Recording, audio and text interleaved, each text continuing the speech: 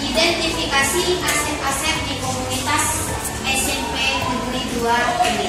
Aset-aset itu apa? Aset-aset itu adalah modal, kekuatan atau potensi yang dimiliki oleh sekolah kita. Ya. Kita pelajari dulu teorinya. Nanti setelah itu kita akan diskusi sharing. Silakan yang jika ada pertanyaan atau menanggapi nanti kami kasih waktu. Ya. Oke. Di sini Bu Amen mendapatkan tugas dari pendidikan guru penggerak untuk menyampaikan ini kepada komunitas sekolah kita. Ya. Kalian kan adalah bagian dari SMP Negeri 2 Milik. Oke.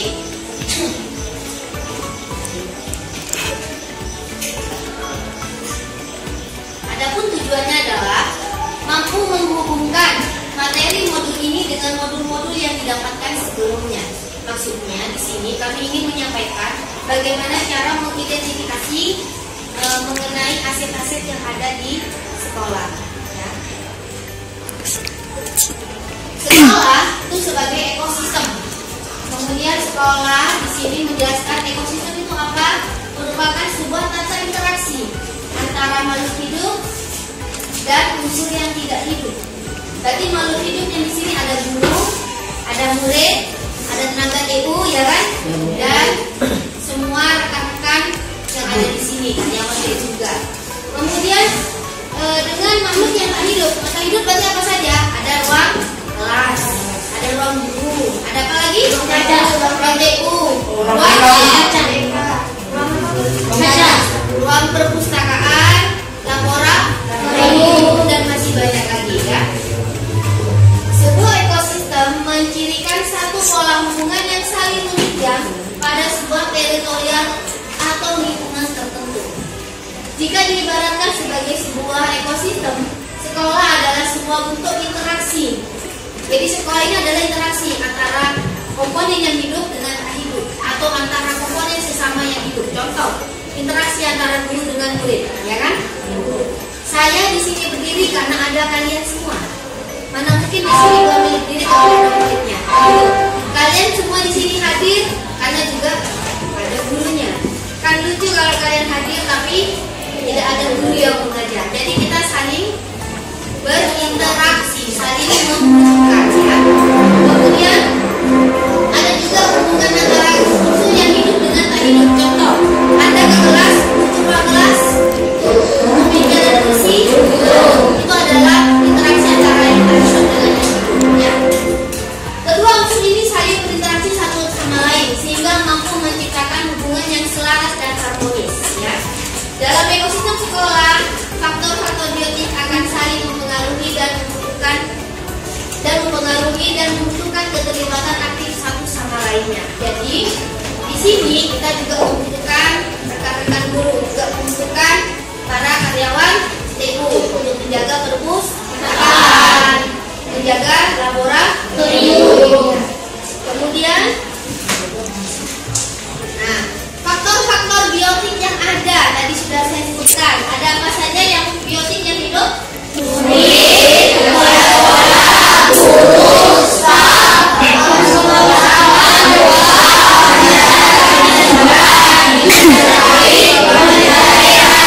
jelas kalau murid sudah tahu ya. Semua kepala sekolah tahu, guru tahu. Tenaga kependidikan itu maksudnya DU ya. Pengawas sekolah biasanya pengawas datang ke sini kan? Benar kan ya, orang tua, orang tua kalian kalau ngebit, rapot kemarin ada apa istilahnya kita kemarin juga komite ya. Kemudian masyarakat sekitar sekolah, kita kalau kemarin kayak ngadakan maulidan kita mengundang Pak Kiai gitu kan. Kemudian kalau kita ngadakan acara apa kemarin Idul Korban, Idul Adha, menyembelih hewan kurban, kita butuh orang untuk bisa menyembelih hewan ya. Kemudian dinas-dinas terkait, ada dinas pendidikan, ada dinas kesehatan, contohnya puskesmas ya. Nah, kemudian juga ada pemerintah daerah setempat, contohnya kabupaten ya, kecamatan. Kemudian selain faktor-faktor biotik yang sudah disebutkan, ada juga faktor-faktor abiotik yang juga berperan aktif. Antara lain ada sarana dan prasarana, ya kelas dan bangkunya ini ya, ada ruangan-ruangan komputer, perpustakaan, koperasi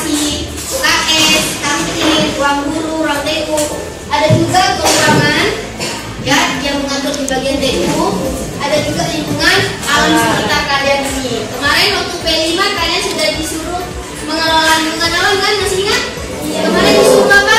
Menanam pohon. Ya. Itu adalah faktor biotik dan abiotik yang ada di lingkungan kita. Nah, bagaimana kita ingin mendekati atau memanfaatkan itu semua? Ada dua cara, yaitu dengan pendekatan berbasis kekurangan dan pendekatan berbasis kekuatan. Apa pendekatan berbasis kekurangan? Yaitu memusatkan perhatian kita pada apa yang mengganggu, apa yang kurang dan apa yang tidak berfungsi dengan baik. Misal mama nanya, di kelas ini apa yang kurang? Mungkin kipas anginnya kurang, apalagi AC. Kita melihat kekurangannya, ya, yang tidak berfungsi dengan baik. Kita mengeluhkan fasilitas sekolah yang tidak berfungsi baik, tapi kita lupa bahwa ada yang kedua. Apa yang kedua? Pendekatan berbasis kekuatan. Pendekatan berbasis kita pahami dulu, pendekatan berbasis kekurangan itu kekurangan yang dimiliki mendorong cara berpikir negatif, sehingga fokus kita adalah bagaimana mengatasi semua kekurangan atau yang menghalangi tercapainya kesuksesan. Karena kipas anginnya belum memadai, karena AC-nya belum ada, jadi tidak usah masuk dulu ke kelas itu. Tidak. Apa hanya karena tidak ada kesetnya, terus kalian tidak mau belajar di sini? Tidak. Itu orang yang berbasis kekurangan. Nah, sebaiknya bagaimana kita? Nah, coba kita lihat pendekatan berbasis kekuatan atau aset, yaitu sebuah konsep yang menekuni kekuatan berpikir positif untuk mengembangkan diri. Pendekatan ini merupakan cara praktis mengenali hal-hal yang positif dalam kehidupan. Oke, kita sudah belum memiliki kipas angin yang memadai. Nah, sekarang bagaimana caranya kita melihat kekuatan-kekuatan yang ada di kelas kita? Kita simpan dulu kekurangannya. Masa kita tidak mau maju terus hanya karena kekurangan?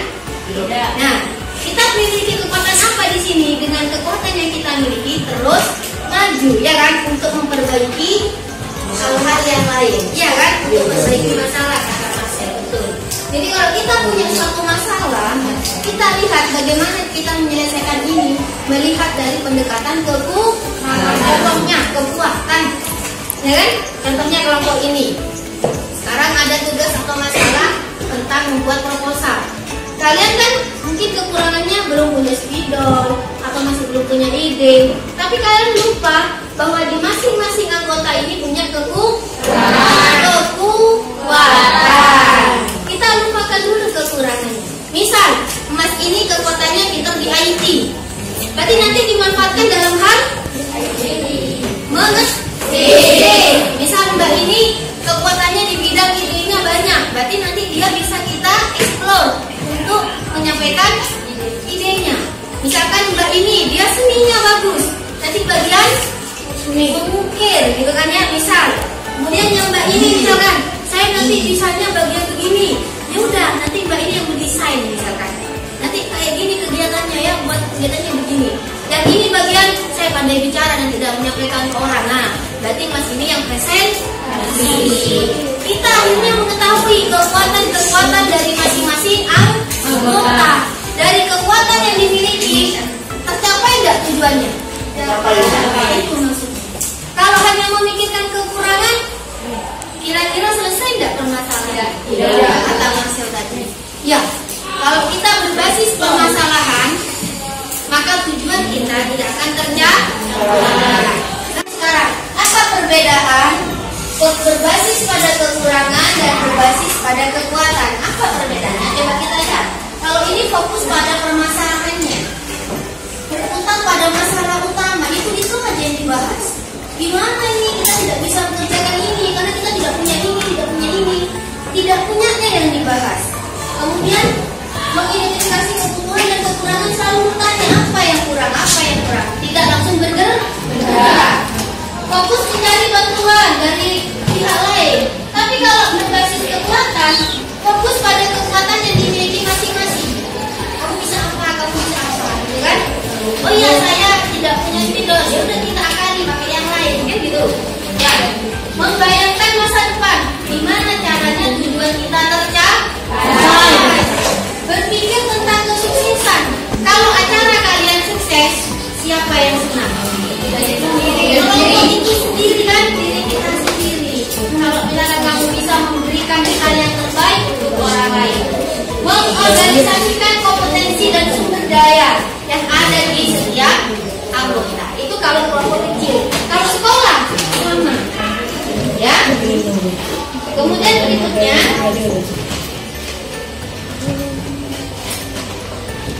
dalam pendekatan itu, ini menggunakan basis atau dasar inquiry apresiatif.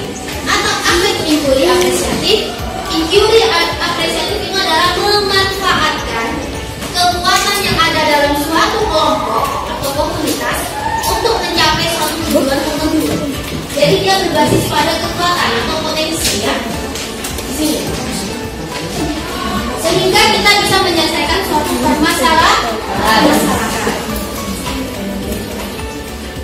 Nah, berbasis kekuatan itu kita kenal dengan pendekatan ABCD. Asset Based Community Development, itu bahasa Inggris. Berarti pengembangan kekuatan komunitas pada pengembangan komunitas berdasarkan kekuatan. Pendekatan komunitas berdasarkan aset atau kekuatan. Jadi di sini kita prinsipnya adalah memberikan nilai lebih pada kapasitas, kemampuan, pengetahuan, jaringan dan potensi yang dimiliki oleh komunitas.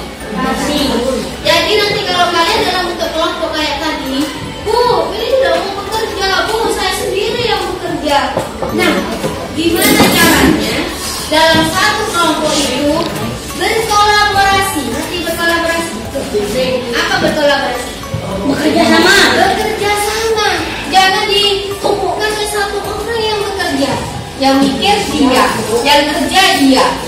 Terus nanti yang ngetik dia, yang nulis dia, yang mendesain dia. Nanti yang presentasi satu orang. Kira-kira maksimal nggak hasilnya? Ya. Udah, capek sendiri yang ada. Iya nggak? Ya. Nah, itu maksudnya. Jadi dalam suatu kelompok kecil, kalau sekolah berarti komunitas, sekolah itu kelompok yang besar kan? Ya. Itu harus kerjasama. Tidak mungkin Buamen ngajar semua kelas Buamen. Tidak mungkin kan? Iya. Guru semua berkolaborasi. Murid juga begitu. Hanya mau berteman dengan 7B saja? Tidak. Ya, kita semua harus berkolaborasi. Kemudian berikutnya adalah pendekatan ABCD ini berfokus pada potensi atau sumber daya yang dimiliki oleh sebuah komunitas. Tadi ini sudah saya singgung. Karakteristik komunitas yang sehat dan resilient. Komunitas atau kelompok yang sehat adalah mempraktikkan dialog. Tadi Buamen bilang, jangan hanya satu orang yang bekerja, jadi semuanya harus berkolaborasi, dialog. Kemudian menemukan komitmen. Kita tujuannya apa? Kita punya program loh. Tadi programnya apa contohnya? Yang kalian sudah buat judulnya apa tadi? Sekolah kekerasan. Apa tadi? Budaya memelihara sekolah berkebinekaan dan anti. Nah, yang kelompoknya Kandi? Sekolah anti kekerasan. Oke, ada yang tadi punya lagi? Mari kita lestarikan budaya serta membangun lingkungan anti kekerasan. Nah, itu judul-judul yang bagus. Berarti nanti dalam kelompok kalian, gimana caranya satu kelompok itu bekerja bersama-sama? Nanti kalian sudah membuat ini, Buamen akan meminta kalian nanti membuatnya dalam bentuk desain. Boleh pakai kertas manila, boleh pakai aplikasi Canva. Buamen ajari nanti di aplikasi Canva. Oh, sudah bisa alhamdulillah. Nanti kalian akan dikasih kesempatan presentasi di mana? Di lapangan upacara. Tidak perlu takut, tidak perlu malu. Ya. Nanti Buamen, Pak Boy dan guru-guru yang lain pengajar B5 akan mendampingi kalian menyampaikan program kalian. Karena program kalian ini harus diterapkan oleh siapa? Guru. Semua siswa? Siswa saja? Semua warga sekolah biar tahu apa saja program-program yang dimaksud dengan sekolah anti bullying. Kalian yang mempresentasikan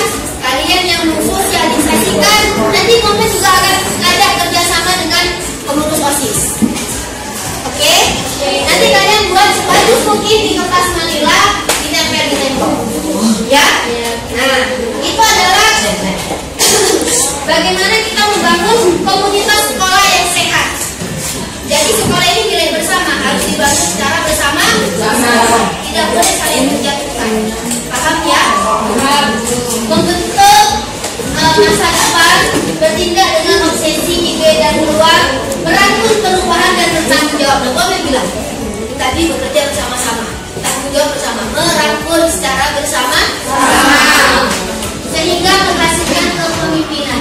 Kalian adalah calon-calon pemimpin masa depan. Kalian adalah calon-calon pemimpin masa depan. Apa saja aset-aset itu? Aset itu kekuatan ya, kekuatan atau kompetensi atau sumber daya. Apa saja? Ada 7. Pertama, modal manusia. Berarti modal manusia atau kekuatan manusia siapa ya ini? Murid, guru, karyawan TU, teman-teman OSIS, itu semua kamu bisa manfaatkan. Misal ketika kamu membuat program P5 tadi mengalami kesulitan, silakan minta arahan dan bimbingan kepada guru. Kalian butuh papan misalkan, butuh alat untuk apa istilahnya nempel nanti kertas manilanya. Berarti kalian menghubungi siapa nanti? TU. Bagian TU pinjam palu sama minta paku ya kan? Nanti kalian menghubungi, berarti nanti menghubungi siapa? Ya. Jadi semuanya dimanfaatkan. Tidak perlu modal yang lain, ada modal finansial. Ya nanti kalian kalau mau beli kertas manila kan otomatis ada turunan kan ya, bersama teman. Ada modal lingkungan alam. Kalian kira-kira butuh nggak lingkungan alam sekitar? Butuh. Ada modal sosial, hubungan. Ya, mungkin kalian nanti mau bertanya ke siapa yang lebih paham tentang anti-bullying, silakan ya. Kemudian ada modal fisik. Modal fisik itu yang tadi yang Bomen bilang, paku, palu, mic, ruangan, itu modal fisik. Atau mungkin nanti kalian, Bu, saya nanti sosialisasinya ada di lapangan upacara, Bu. Maunya di mana? Di ruang komputer. Oke, Bomen siapkan ruang komputer nanti. Bomen siapkan layar yang gede nanti. Atau mau pakai aula ini, Bomen siapkan aula nanti. Kita undang kakak kelas kalian di sini untuk mendengarkan kalian presentasi. Ya, jadi kalian tidak perlu grogi, tidak perlu takut. Nanti Bomen akan mendampingi. Oke, itu adalah modal atau aset dalam sebuah komunitas. Nanti sampaikan ke Bomen kalian semua apa saja ya. Kalau sudah ini nanti proposalnya. Sampai sini sudah selesai. Ada pertanyaan nggak kira-kira? Kenalkan Mas, mau nanya. Dari saya mau bertanya dari kelompok 3. Namanya siapa? Namanya Kuci Ayah. Nanti presentasinya gimana ya? Presentasinya di mana? Di mana apa bagaimana? Di mana? Nah, kalau di mananya saya serahkan kepada kalian. Kelompok kalian maunya di mana? Misalkan kalian mau presentasi di alam terbuka, ruangan terbuka, saya siapkan di lapangan. Tidak harus upacara, tidak. Nanti kakaknya duduk di bawah gitu lesehan. Atau mau pakai ruangan aula, saya siapkan ruangan aula. Mau pakai ruang komputer, saya siapkan ruang komputer. Nanti pakai slide kayak gini boleh, atau kertas manila boleh. Kalau slide pakai Canva kayak ini kan Canva punya kopi. Ya, nanti saya ajari kalian. Mana sudah? Ada lagi yang mau bertanya? Silakan perkenalkan diri dulu. Dari kelompok?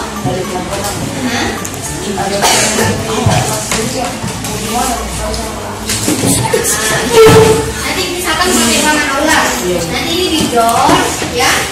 Door. Nanti kita akan bergantian kakak kelas 8 ABC dulu di sini. Nanti sudah selesai kakak kelas 9 ABC di sini. Sudah? Ada lagi? Perkenalkan, nama saya Muhammad Rabiul Wailul Umam dari kelompok 2. Ya. Saya ingin bertanya, apabila dengan program P5 ini, bagian tema 2 ini, jika kita ingin mengadakan suatu kompetisi ataupun lomba, apakah diperbolehkan dan meminta guru untuk menjadi judge ataupun jurinya? Oh, baik. Maksudnya lomba yang berhubungan dengan budaya kekerasan dan budaya lainnya. contoh lombanya bisa? Contoh lombanya tentang lomba menggambar batik yang nanti dipopulerkan oleh saya dan dibuat kain oleh saya sendiri. Oh, keren. Tepuk tangan dulu buat kelompok.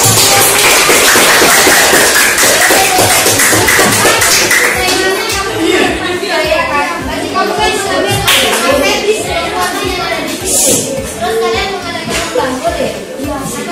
Kakak kelas, berarti nanti bukan dalam bentuk presentasi kayak teman lain, tapi dia dalam